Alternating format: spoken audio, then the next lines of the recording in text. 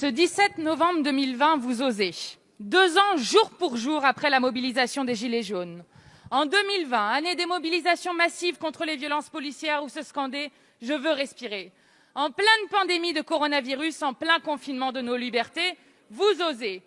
Après avoir mené une répression sans précédent, ébergné 32 personnes, arraché 5 mains, blessé à la tête 325 citoyens, condamné 3000 gilets jaunes, perquisitionné 90 décrocheurs de portiers, violenté des journalistes, gazé jusqu'à l'aveuglement, intenté des procès contre quiconque s'opposait à votre politique, vous osez nous présenter cette loi.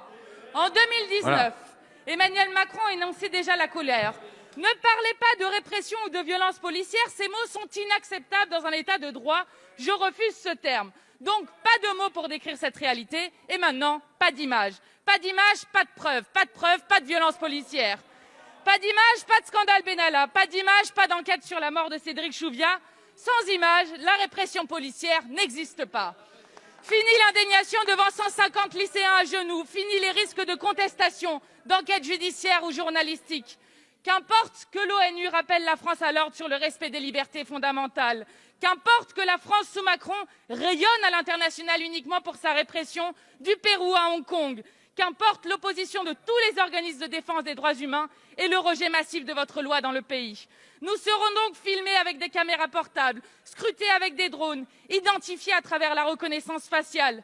Citoyens, souriez, vous serez tous surveillés, mais pas les policiers.